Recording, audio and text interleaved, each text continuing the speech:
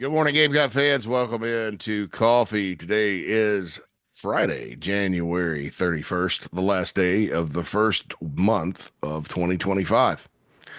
So the sands of the hourglass continue to sift by, or sift through, or sift down, I guess would be the appropriate term. Almost too quick these days, right? But January is usually a slow month for people. Um, Frankly, it is for me too. I think. Once October, November hits in our business, you really just truck on through with everything going on in college football. And it used to not be slow when there was recruiting. It used to be quite busy. You didn't slow down until February, but it's a little slow, but it's been nice and gone by faster than expected for yours truly. And I hope for you all too. I hope you had a nice first month to kick off 2025. I want to talk today about the 2025 recruiting class or certain members of it that are already on campus. And what I'm going to do, I'm going to take three players in the spot for the three in the spotlight, right? And this is sort of cheating in a way, unlike what we used to do, which you didn't know because there weren't a ton of early enrollees. And these kids, gosh, 10 years, 10, 12 years ago would be getting ready for the spring semester of high school in most instances, going to prom, lifting weights at their school, getting ready. Even summer enrollment wasn't a big thing for a long time. It would be, late July, early August. They'd finally get there. But nowadays, most of your class enrolls in January, so away they go. So it's cheating a little bit because some of these guys are on campus, and some of this is based on some feedback since they've been on campus. But we still sort of unofficially ended the recruiting cycle for 2025, although there is a signing day coming up. I'm assuming there are some folks that will sign, not to South Carolina, but across the country. But there are less and less of those people that exist every single cycle, it seems. Gamecocks have been kind of fortunate. I don't want to say fortunate because it obviously calls for a lot of anxious moments, but they've been sort of fortunate in that, as fans, since the class of what, 20, which would have been 19, the year on into 20, you had drama in January with Jordan Birch. And another one, and that was way back during the Muschamp era, right? But remember, Jordan committed and didn't sign, and then there was like, is he going to sign? And then he finally signs. Um, and then you had Nick Harbor. Now that was big for the program because Nick was a big time recruit. It was Carolina, Oregon. It went back and forth on signing day. ESPN still was kind of covering the Wednesday signing day in February. Pretty big, but there wasn't a lot to talk about. So they gave a lot of love to the Gamecocks that day. All about recruiting momentum and publicity at that point. But there's nothing this year unless there's somebody that pops up that's a big surprise. I highly doubt that the Gamecocks will have anything going on, and most programs won't because it just got finished being all about the portal. And so away we go. All the high school signing, the hay is in the barn, so to speak, and most of these players are on campus, and these three are that I'm going to talk about today. And I want to start with wide receiver Brian Rowe. Now, Brian Rowe, we've talked about a lot. He's created sort of a buzz uh, just based on the bowl practices he went through. This guy can jump. He's not the biggest. Lots of people compare him to Shy Smith. I don't know that he's an identical player to Shy, but like Shy, and I've said this before, smaller receiver, not the biggest guy. But what's good about him, he can go up and get it and also beat you with his speed because he does have really good speed. I mean, he's a fast player too. Skinny, needs to bulk up, not that big, so you wonder and in practices, how physical were they getting? Could he get off press? That kind of thing. That's the question, and that's something that obviously in a college weight program you're going to develop into, and the more you get used to playing against big physical defensive backs, something you can get used to. I think he's got the skill set to do it.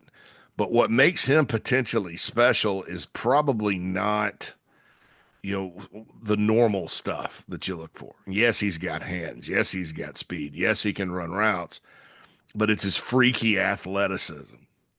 When you talk about athletic freaks in recruiting, sometimes what comes to mind to me is, it was about six, Lenora Sellers or Nick Harbor, right? At skill spots, Nick Eamon at a skill at safety. Alshon Jeffrey, that the big and those types of guys. Darren McFadden, to go back in time. Not a 6 foot receiver, but they exist, folks. They definitely do. I remember a slew of them. There's a slew of them in the NFL. There's a slew of them played at Alabama. I mean, it's not in Ohio State and name your places. You don't always have to be that to be freaky, and this guy's freaky. I was told he can jump up over, he can touch the rim of the basketball with his elbows, with basketball goal with his elbows, which is very helpful if you're not 6'4" and you're facing a 6'2" DB and you're in man coverage, you can just jump over him. It's like getting a rebound. And that's exciting, I think, to think about that skill set. Now, will it happen in 2025 this season? I don't know. There's a lot of questions to be answered about the wide receiving core. You talk to most folks around the program. They actually think Donovan Murph, who reclassified, is physically ready to go, and they expect meaning, the folks I talk to, inside, wherever, folks around the program, the buzz around the program. Let's just put it that way. I don't like to say source and all that. Some people will say the word source over and over again. Folks, the buzz around the program is ... How does that sound? Because I don't want to sound pretentious or I don't know. That's a different discussion. I don't want to get off track. My mom listened to one of my shows and said, you get off track way too much. So I'm going to try to not get off track as much. Although on the show, that's kind of what the point of it is. I mean, it's not the most, we kind of are a free flowing thing, because sometimes that's when really funny stuff comes up or really good stuff. I don't know how funny some of it is, but nevertheless, that's off track, JC. Get back on track.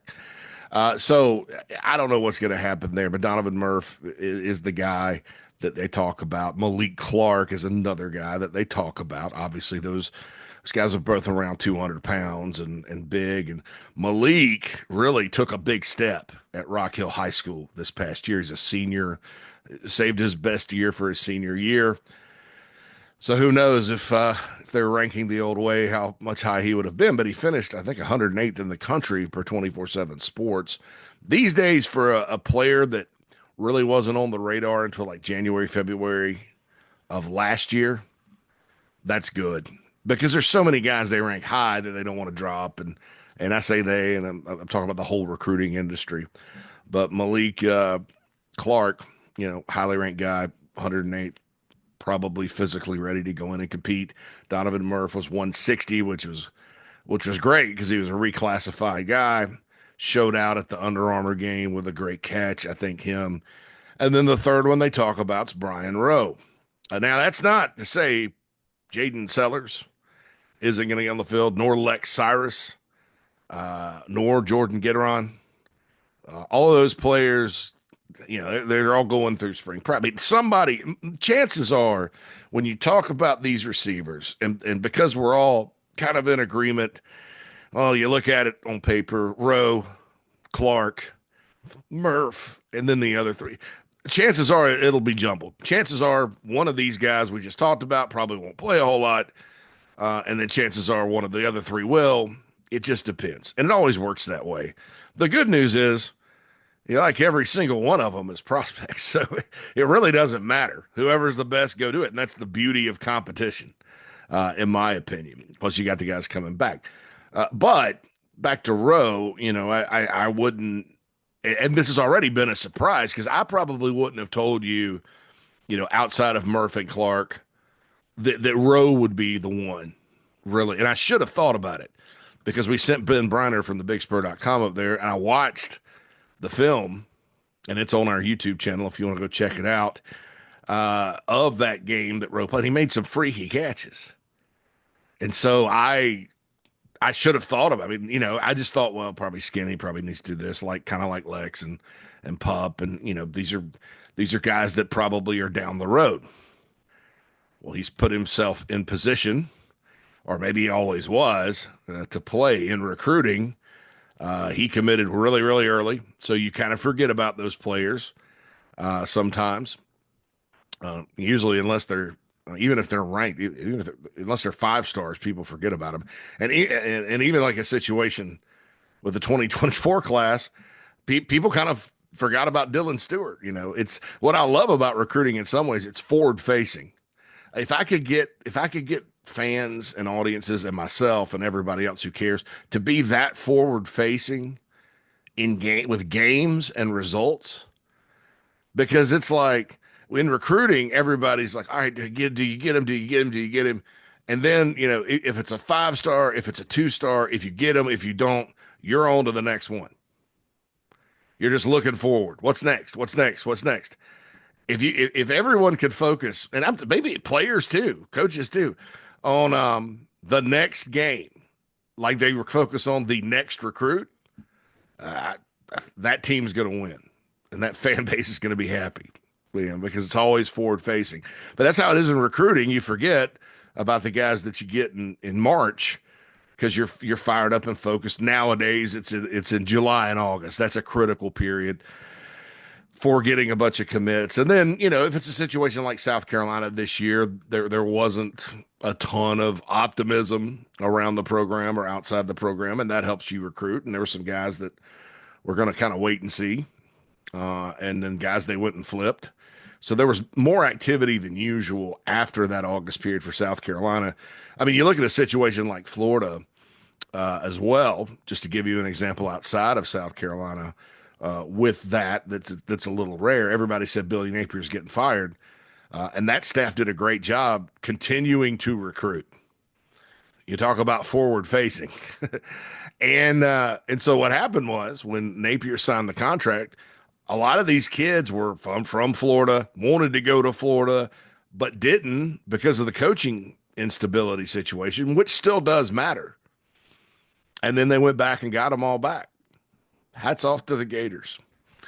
Hats off to the Gators, because that's kind of an unprecedented situation, but was very interesting. And South Carolina could say the same thing to a lesser extent. Beamer was never in any jeopardy of being fired.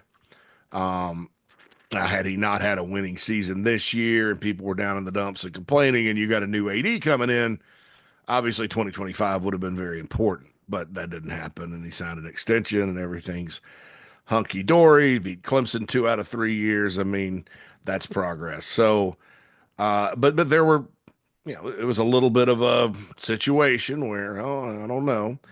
They had the guys they had. Then Taylor Edwards leaves, and you have to replace that guy midstream.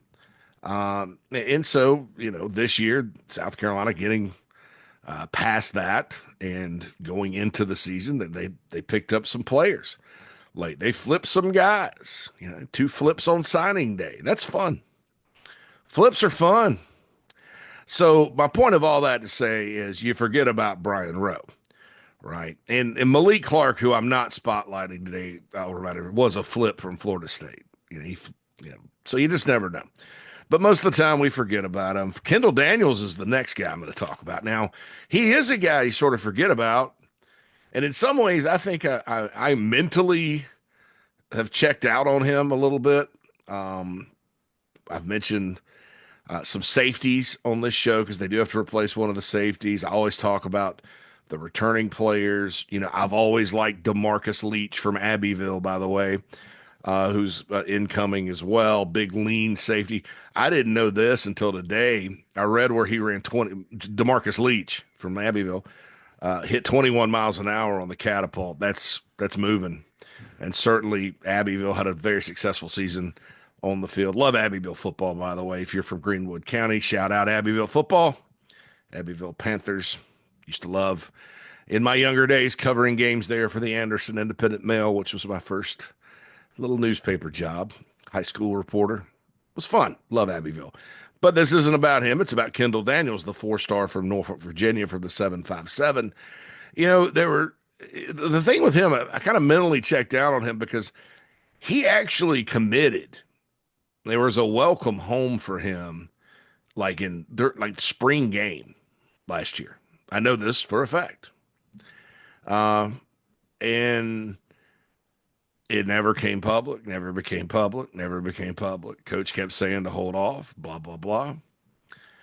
And so time passed, and Clemson gets involved, and people talk about he's going to Clemson. And he was one of those. It was like a miniature version of the Jamie Robinson recruitment. You guys remember him from South Georgia. Helped the Gamecocks beat Georgia as a true freshman. That won the biggest win of the Muschamp era. Good player, got drafted in the NFL. Hit the portal after when Beamer came in and went to Florida State and got drafted, I think, by the Panthers, if I'm not correct. Well, everybody was he was supposed to commit to South Carolina for like the whole time. And he kept taking visits, and then Kentucky was in it, and all these other schools were in it. And a lot of fans were just done with it. They're like, he's not coming. And I'll admit, I kind of was wondering myself. And then, lo and behold, he was always coming to South Carolina. And I don't know what you're talking about. So, and it was kind of a miniature version of that. He didn't wait that long to get in the boat. I think it was over the summer. But, and then you hear talking to Brian Doan and the people that have scouted him before this past season. He's like, well, the question about him is he's a safety, but they play him in the box. He plays almost like a linebacker. And then he plays quarterback. So, can he cover? He can cover in camps, blah, blah, blah, because you got to cover, right? And he's 6'3", 190, big, athletic-looking player that kind of got Torian Gray really likes. But, when you're these guys and you're ranking and you're out there and you're dealing with a region of kids or a state of kids, and you have to differentiate somehow. You can't just say, well, Torian Gray likes him. So now that may be worth a couple of points. Just to be honest, it was for me. If I heard a guy that was a good evaluator liked the player, hey, well, they know more than I do about this guy. And that happens more often than like the Bama bump or whatever people say. But so you look at it and I'm like, well, that's hopefully he can cover, but nobody's seen it. And then lo and behold, they start playing right after games.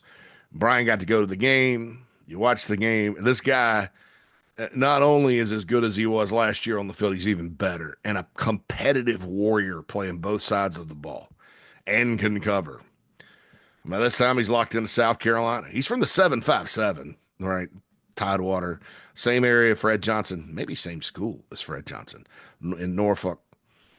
And really a special athlete. Now, how fast can that translate to SEC football? I don't know. Nick Emanware played a whole lot as a true freshman, but frankly, that safety room wasn't as stacked as it is now. And I'm not saying it's stacked. Let me stacked is a loaded word. I don't know if Carolina is going to be elite at safety next year. I think they got a lot of good players and potentially could be. A lot depends. Do they shift Kilgore back? Who gets that job? There's one job. You have one job open, and it's Nick's position. And we'll see who gets it. But don't count Kendall Daniels out, at least to get in the 2 deep. I'm not projecting necessarily he's in the 2 deep, but don't count him out. And then B, he'll probably at least play special teams. Guys like this are very valuable there. And we forget about it. Now, the final guy is a guy that's generated a lot of buzz lately. With his final ranking, 24/7 Sports considers him the highest ranked player in the Gamecocks class, and that's Donovan Darden from good old Havelock, North Carolina, home of Pharaoh Cooper and Corey Robinson, who both got drafted in the NFL out of Havelock, way up in coastal North Carolina. Now, we talk about it a lot. I've talked about him quite a bit. Loved his film as a defensive end. And he's still projected by 24/7 Sports to be an edge. But South Carolina likes it. Clayton White likes him as a linebacker. So I was a little concerned during the transfer portal period. And I need to learn not to be. Because every time I get concerned about linebacker, they do something that's like, oh, okay, well, that's good. Maybe in the early Beamer years, linebacker left a lot to be desired athletically, and so you don't want to go back to those days. You know, don't want to go back to those days. So, and it was a beautiful year at linebacker this past year. So we want linebacker to remain beautiful, right? And so you looked at it, and they took Sean Murphy, and it's like, well, that's the only one. We're good. Do they know something we don't? What's going on? We may do something in the second portal period. Okay, well, what's going on? You're doing the numbers. Or are we counting on Bam Martin Scott getting that extra year? Well, that didn't happen. And honestly, it was a long shot. I mean, the folks inside the program never felt confident that. And then the NCAA drug their feet on it. So it's like, screw it. We'll just go on, and Bam will hopefully get drafted. If not, he's a scheme fit for certain franchises up there. Pros like him, scouts like him. So, so what are you going to do? I mean, because you're counting people, and you're like, you don't have that many. Fred Johnson, Sean Murphy. What if one of them gets hurt? And it's like, and then the bottom part of that worry and concern for me was, I strongly believe Donovan Darden is an edge. Well, it shows how much I know. Because he goes to the Shrine Bowl. Now, is the Shrine Bowl the end-all, be-all? No, but there's been a lot of good players, including Pharaoh Cooper, who I just mentioned. Shrine Bowl MVP at times has worked out beautifully for South Carolina. Beautifully. So he goes, I don't know if he was the MVP or not. I didn't look, but he goes, and I've watched it, and he played linebacker for North Carolina in the Shrine Bowl. Had a pick six. He looked fine playing in space. He's big. He's lengthy. He's how you draw them up. Not going to surprise me at all. My projection here, and I am projecting this, would be that he kind of slides into what Fred Johnson was doing this past season in 24. Like, he will be on the field, but barring injury, it's not going to be a ton of snaps, but they're going to throw him in the pool a little bit and let him swim, so to speak. He's already enrolled. I think he's a very instinctive player. I also think he can rush the passer. Maybe when they go to three linebackers, if they continue to mix that in, I could see a scenario where he's kind of playing the Bam Martin Scott role. Now, I'm not projecting that. I project when they go to three linebackers, Jerron Willis, if we remember, when they went to the three-man front suddenly, and that was around the A&M game in 23, all of a sudden you see Jerron Willis on the field, and he's making plays. And Jerron's skill set fits that kind of Bam Martin Scott skill set. Good pass rusher, kind of good, well suited for that. So that would be my projection there. However, you never know, because Darden, with his length and raw pass rushing, so there's a lot you can do with this guy. Now, you also, my initial instinct thoughts, Wendell Gregory went to edge. So maybe he ends up in Sterling Lucas's room. I don't know, but for now, I think at linebacker, I feel more comfortable because I've seen it, and I'm like, okay, well, this is why this makes sense. And then number two, he's really good. Again, he was not in the top 247, and he finished 106 in the country and is the top ranked player in South Carolina's class all of a sudden. According to 24/7 Sports. Let's make sure that's also composite. Just to kind of composite would be Malik Clark, and because the other networks, I don't know if they like about I don't know about Darden's ranking with them. By the way, 24/7 did change him to a linebacker, so they project linebacker now too, listed at 6'4", 225. A lot of linebackers that size, so he's not pushing 250. But shoot, Fred Johnson's 240 or so, but Darden's 225. And when you look at him, he's kind of leaner. So he carries 225 pretty well. But yeah, so keep an eye on those three guys. I think that they're kind of in the spotlight here. I'll talk more about other players in this class as we move forward.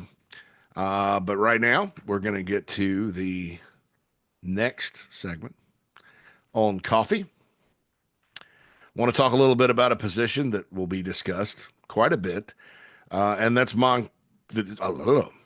defensive tackle and Monkell Goodwine.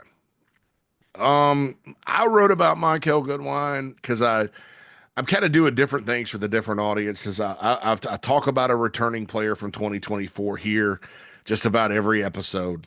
And again, because I feel like it's a special class, I'm kind of working my way through. And then on the Big Spur, I've been taking other players from that class and spotlighting them in a winter outlook. Now, for that audience, that's the diehard of the diehards. I've kind of taken some more guys that maybe people don't think about. But I started with Monkell Goodwine because everybody's talking D tackle, and since that point, I've done more exploration into the topic. And so, for this audience here, because we have a bunch of folks that aren't members of the Big Spur, and all that's VIP. By the way, use code Big Spur 50 to get a steep discount on a VIP membership. You can interact with me and everybody else. Hale, Tony, Whittle, the whole gang, Alex, on thebigspur.com, and a lot of fun fans. It's fun. The message board's fun. But so Monkell Goodwine, South Carolina got him, hadn't played in a lot, maybe 17 snaps at Alabama the whole time. This guy out of the state of Maryland, though, was a top 100 recruit. Had law offers from everywhere, ended up at Bama, just didn't play. Is there a why? My guess is he just wasn't good enough to play over the players in front of him. Alabama recruits very well, and this was under Nick Saban. So just couldn't break into the lineup, but probably wasn't as good as people thought. Let's be honest. Out of high school, probably, by that point, he was there 3 years. Top 100 prospects that go to Alabama that have been there 3 years, they usually end up playing more. I mean, maybe not starting, but they play more. And that's usually, it's not all the time, usually. And so he comes in, and they got him, and Carolina signed him at D tackle. They signed DeAndre Jules. And then they had Sanders and Hemingway and Boogie Huntley coming back. So there was that they were going to get that D tackle room stacked. They also signed Jerome Simmons, remember, and he didn't qualify. So they had a lot of players that they went out and targeted because it was very thin, and it was very thin behind the older group. And unfortunately, in the 2022 class, they went, maybe it was 23. No, 2022. They went 0 for 4 at D tackle. Signed 4 D tackles. I liked all of them on film to a certain extent. They all needed to develop, and they're all gone. Jamal Weiss was took the last train out this past year, got in the portal. I think he's going to Marshall. I think he'll play there. He was the one that was like, okay, well, this guy could play a role.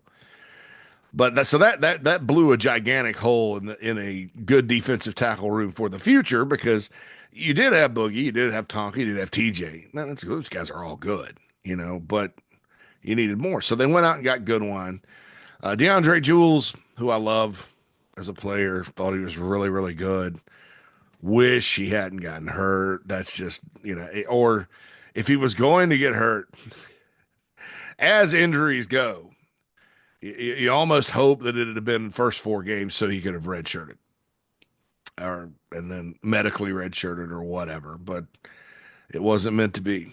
So he's off to the NFL, but Monkell Goodwine got a lot of snaps. He played more football at the college level than he ever had in his life. I liked his backside pursuit ability. I liked his hustle. I liked his athleticism. He wasn't TJ Sanders or Tonka Hemingway out there this year, but he got better and better. He was good in the spring, and Travian Robertson can develop because Travian Robertson got TJ Sanders better. He got Tonka better. He got Boogie better. Those guys have been around a while, and they've all made their share of plays through the years. But there's a significant difference between TJ Sanders in 2024 and 2023. Significant difference in Tonka Hemingway and Boogie Huntley in those 2 years as well. And that's a testament to their coach, Travian Robertson, who is the mentor of the late, great Brad Lawing, what did Brad Lawing do when he was here? Developed players. And so that's good news because South Carolina, you look at who they lost, four really good D tackles gone, and you got to replace them somehow. So Monkell Goodwine, I think, along with Nick Barrett, who's been here a long time, if he can take a step forward, doesn't have to be a huge step. I think he can start, and you know, will he ever get to top 100? Which means as a projection, first 3 rounds of the NFL draft. Gosh, I hope so. I hope so. Wouldn't probably say that right now. Could he get drafted? Absolutely. Could he have a really good senior? Yeah. I mean, the tools are all there. And South Carolina's got another one that kind of followed a similar path, who was ranked out of high school even higher, in Gabriel Brownlow-Dendy, who came in from the portal for A&M, who never played there. So reclamation projects all the way around for Travian Robertson, right, in the D tackle room for the Gamecocks. But I like Monkell. I've heard he's a hard worker. He's got a good attitude. He didn't come to South Carolina just for like one last shot at skating by on his high school rep. He came to South Carolina because he wanted to play football. And when he played well. Good year for Monkell. And so, in conclusion, I would say that, and I don't know if the media, it'll be open for the guys at the Big Spur, or if I'm in town stopping by. I would venture to say, because every time in spring practice, they don't have like a hard and fast depth chart coming in, and they certainly wouldn't make it public, the transfer portal and all that. Some kid could see that and go, I'm gone. I mean, keep in mind, these are young people. They make rash decisions. I would never put out. In fact, I would put out a depth chart once as far as out of season goes, if I'm whatever coach, and that would be the week of the first game. Wouldn't put one up out of spring. Now, quarterback, I think you got to be fair, and you got to name a starter as quickly as possible. When there's a competition between players that are kind of the same age, or two really good, one could go start somewhere, because if the one that loses the job doesn't want to be the backup, he's going to leave, and then you got to go find a backup. So time is of the essence at quarterback. However, you look at other positions. No, I wouldn't put out a depth chart. That said, every first spring practice, there's a first group that lines up. And I could almost, without making this a guarantee, and I probably will have no way to confirm this, because it happens kind of fast, because you take like 2 or 3 reps and then the next group comes in. I would venture to say Monkell Goodwine and Nick Barrett will be the first 2, if healthy, if practicing and ready to go. And I've heard good things about Xavier Hardy, the JUCO player coming in. I'm always nervous about JUCOs, but the feedback with him's been good, just like it's been with Brian Rowe. So we'll see what happens there. I think I think Monkell Goodwine's going to be fine. I think Nick Barrett's going to be fine. I think Nick Barrett needs to get a little bit better, play his best ball last, kind of like Boogie Huntley did this year. I think a best case scenario for South Carolina is that Brownlow-Dendy and Hardy are ballers, because they're both talented. And then you got 4. I mean, and you got 2 guys that those guys can really be special athletes inside. Not saying they'll start, but getting them to baller status, it would be very helpful on the interior of the D line, which does replace a lot of good players. But I don't know yet.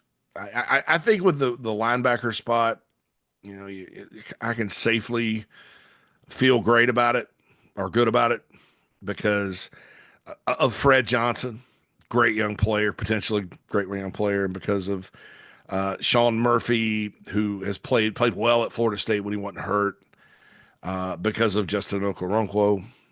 That to wrap it up with the linebacker thing and Clayton White, I was sitting there going, oh, man, what's going on? And then so Donovan Darden, and then getting Justin Okoronkwo. Well, okay, I get it now. So there certainly was with that situation something I was not thinking about or didn't know. And they didn't stop.